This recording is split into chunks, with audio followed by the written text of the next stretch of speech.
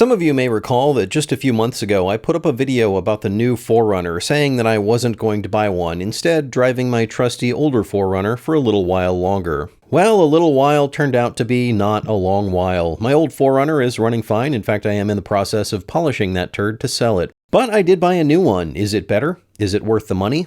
Was this a bad idea? I don't know. Let's drive it across the desert and find out.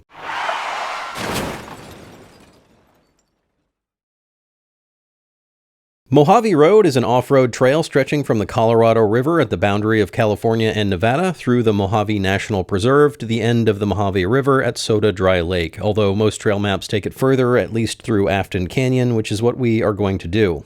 The whole trail is about 150 miles and takes a couple of days to do. It's all dirt except for 2 miles in the middle. Most of it is sand, actually, desert sand and rocks. You definitely need the right tires and ground clearance, and there are a couple of sections where you do need a proper off-road vehicle. Fortunately, I have one. 3, actually, but we're taking this one today.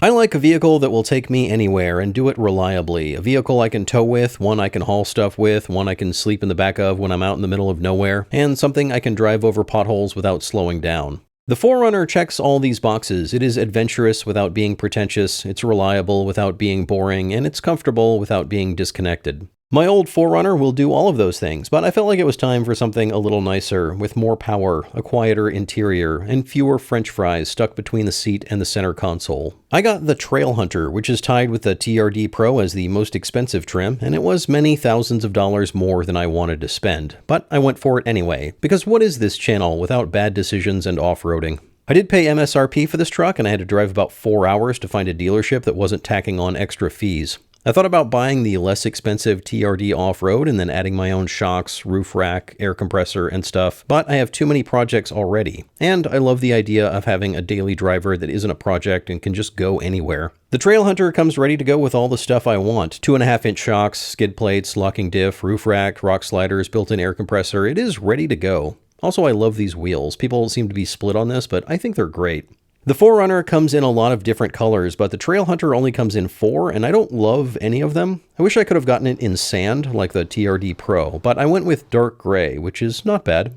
I said it has everything I want, but that's not entirely true. I can't sleep in the back of it. I go camping all the time, but I can't remember the last time I set up a tent. I always sleep in the car. Also, I just spent a lot of money on a new car, so I cannot afford a new tent. So instead, I bought $100 of wood to make a sleeping platform. One annoying thing about the new 4Runner is the seat folding situation. They don't fold flat, not even close. The hybrid 4Runners, which mine is, have the battery raising up the floor in the cargo area a bunch, but the seats are still 7 inches higher than that at the highest point. I would kind of like to maintain easy use of my second row seats, so I designed a platform that raises the cargo area to the height of the front edge of the folded rear seats. This will have a board on top that flips forward on a hinge to give a totally flat floor. I could have designed this with a tape measure and a piece of paper, but I have a 3D scanner, so I just used that. I flat patterned everything out into a 4x8 sheet, went to the wood store, and bought a 3/4 inch sheet of plywood. We chopped it all up into pieces and then screwed it all together. The bottom sheet is 1/4 inch plywood just to distribute the load out a little bit. I added some pieces in the front to box it out so it wouldn't matchbox fold on me. The thinking here is that if this works out, I can later add some drawers that slide out of these big holes. Then I have a bunch of storage inside underneath my bed. But for now, I'm going to keep it simple. I screwed on the hinged top part and then installed it in the back of the 4Runner on top of a moving blanket to keep it from damaging my brand new interior, since I hadn't yet figured out how to fix it to the vehicle yet. This was when I found out that I am not very smart, or at least I don't have much foresight. That hinged part that so cleverly flips forward can't do that because the roof is in the way. Weird, I didn't see a problem in CAD. Really disappointed I didn't figure this out earlier. I unscrewed the hinges, flipped it over, slid it back in, and screwed it back in place. So I will have to figure out something other than a hinge to make this work in the future. The platform is already pretty high, and I refuse to sleep on an uncomfortable mattress. So the mattress is 6 inches tall, putting the top of my bed pretty close to the roof of the car. This could be a problem, but we will just figure that out in the middle of the night on the trail.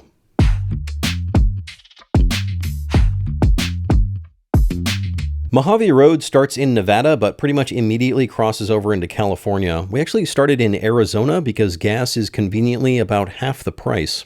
Since this 4Runner is brand new, I had not yet completed the break-in period. It needed a few more miles on the odometer, so I drove around in circles for a bit. With that done, it was time to start the trail as soon as we find it. We did eventually find it. The National Park Service calls this a four-wheel drive route, but more important than four-wheel drive is ground clearance. It gets bumpy and hilly pretty quickly. The trail started as a trade route for American Indians and later found use by settlers traveling west. A U.S. mail route was created through this area in the mid-1800s, and some forts were created to house soldiers who protected the mail riders. The remnants of one of those forts is the first stop on the trail. It sits right next to a spring that feeds trees that look somewhat out of place in the middle of the desert. The most challenging part of Mojave Road is not too far into it. There is a bypass for this, and it's not the most difficult thing I've done, but it did give me a chance to switch it into 4 low and lock the diff. And it crawled up absolutely no problem, even with me going out of my way to take the worst possible line. I'm not sure what the limit of this vehicle's off-road capability is, but I will find it someday, and I bet it's a lot. Coming from an older 4Runner, the thing that sticks out to me most about this new one is all the tech. I don't think people buy 4Runners for the tech, so it feels like a lot.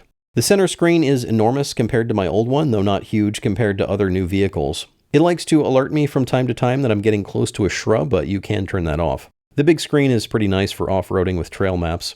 I prefer the physical needles of old dashboards. The digital screen feels like it disconnects me from what's going on under the hood. But the screen does allow you to change it to show tons of different things, and I do like to know different things off-roading, so that is nice. Here is my biggest complaint about this vehicle. I like to do a lot of my off-roading in 2-wheel drive, switching to 4 when I really need it, but it doesn't give you any of the off-road goodies until you're in 4-wheel drive. You can't select any of the terrain settings, you can't lock the rear diff, and while you can turn off traction and stability control, it will automatically turn on above 31 miles per hour. Once you get into 4-wheel drive, the car will let you be as much of a hooligan as you want to be. The multi-terrain select will allow you to quiet most of the nannies and give you a pretty analog experience, but the nannies are there, and the car is selective about letting you turn them off. To be fair, a lot of this has to do with federal and EU regulations. If you want an old analog car, you're going to have to buy an old car.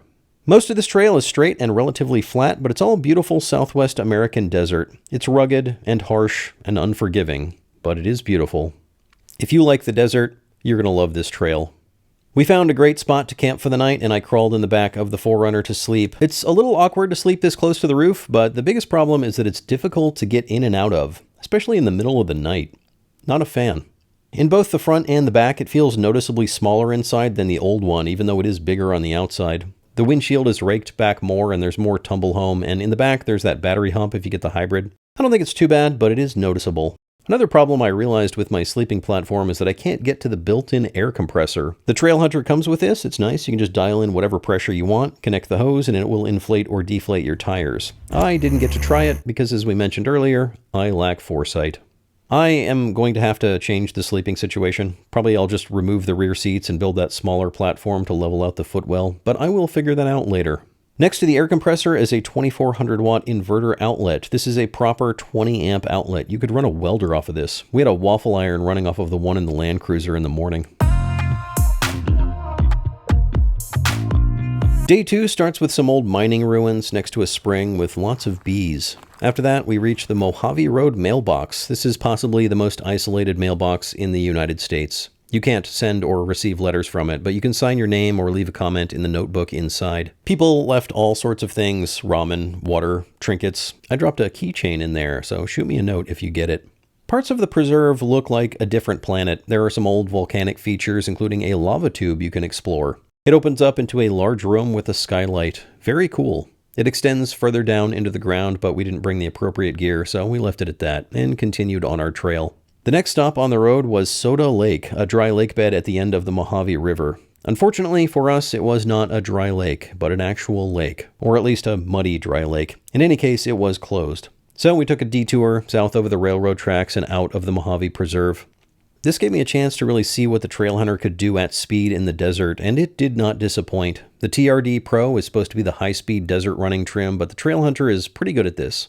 It's fantastic at eating up the bumps and running fast over sand and dirt. The washboard roads turn glass smooth at about 40 miles per hour, and even up to 60, the bumps just disappear under the tires. The detour took us through lots of sand. There are sand dunes for miles out here, and they stretch well beyond the boundaries of the preserve into BLM land. Towards the end of Mojave Road is Afton Canyon, which follows a riverbed and has a nice side detour of a very cool slot canyon. After that is a river crossing, 2 actually. A few years ago, I hit this in my old 4Runner way too fast and blew out the wheel arch liners. So this time I went a little slower, but not too slow. Very convenient for them to add a free car wash at the end of Mojave Road. That was nice. The second river crossing was a little deeper. Fun fact, if you go through deep enough water, the new 4Runner looks like it's barfing. I didn't bother to look up the safe water crossing depth before I did this. Everyone else insisted that I go first because I have the snorkel, even though the snorkel is for dust, not water crossing. Speaking of the snorkel, if you like the sound of a turbocharger, you're going to love the Trailhunter. I would not have selected this snorkel if it was optional, but it came with the Trailhunter trim. I think snorkels are a little dorky. This one's not as bad since it's pretty subtle, but I know you're thinking, hey Matt, didn't your old 4Runner have a snorkel? And yes, but that was because the previous owner added it on there before I bought it. I didn't choose the snorkel life. The snorkel life chose me. Anyway, the snorkel sort of transmits engine sound right up to the passenger B-pillar. The window does a pretty good job of keeping it quiet, but as soon as you open it up just a little bit, you get all the lovely sounds of a turbocharged engine. I said earlier that the Trailhunter was tied with the TRD Pro as the most expensive trim, but that's not exactly true. It's a whopping $200 less. I drove these back to back and I prefer the Trailhunter. The suspension is softer and more comfortable. I don't want the sunroof, and I wanted the rock sliders, the roof rack, and the tire air pump. The Pro is supposed to be better at high-speed desert running, but the Trailhunter does that perfectly fine. Probably if you're doing that a lot, then the Pro would be a better pick, but the Trailhunter is a better balance for most of the off-roading that I do. Of course, they are both equally capable of making you look like a total poser while you're driving around the mall parking lot. I did say that the Trailhunter already has everything that I need for off-roading, but that's not actually true. It comes with Toyo open country tires that are standard load rated and have a pretty shallow tread depth. These are lighter duty and lighter weight than you would need for any serious off-roading. I didn't change them before I left, and I ended up with a pretty bad blister in the left rear. So I will be replacing these with some 10-ply E load-rated tires. These have a heavier sidewall and a deeper tread depth, and they will affect my handling and fuel mileage, but I think it's worth it. Speaking of fuel mileage, it is advertised at 23 city and 24 highway, but I have yet to get above 19. Usually worse. Apparently you can get 24 on the highway as long as you keep it under 65, and it drops off real fast above that. And I have been going a little bit faster than 65. As for the snorkel, it did do a pretty good job at keeping too much sand out of the airbox. And apparently the Trailhunter comes with a reusable air filter. I will probably do one other thing, and that is to add an extra fuel can. The Trailhunter is made for overlanding, and it would have been cool for them to add a longer range fuel tank, but there's probably just not room for it. I'm going to get a Rotopax or something like that and mount it flat to the roof. Overall, I am happy with this purchase. It is very capable off-road and way more comfortable and pleasant on-road, and I do think the Trailhunter was a good choice. It's not perfect, there are some things that I don't love, but neither is my old 4Runner. The old one feels more like an old truck, and I do miss some of that. The new one is a little too techy and refined, but that old truck feel comes with old truck problems. It's underpowered, it gets terrible fuel mileage, the road noise is bad, and it is getting pretty worn out. It squeaks, it rattles, it has surface rust on the bumpers and rock sliders, and with the last big rain it developed a sunroof leak that pulled up in the floorboard, and now it smells kind of like a dirty sock. The truth is that a big part of the reason that I love that old 4Runner is because of all the places it took me. This new one will go anywhere the old one did, and if I want even more capability, 35-inch tires are a pretty easy upgrade, but I think I'm going to stick with it as is for now. Less than 1,000 miles and the car is well broken in. The paint has some pinstriping, the skid plates have skid marks, the suspension has been fully articulated, it has tasted a little bit of air, and with some help from the desert sand, I finally got my tan-colored 4Runner. Looks pretty nice.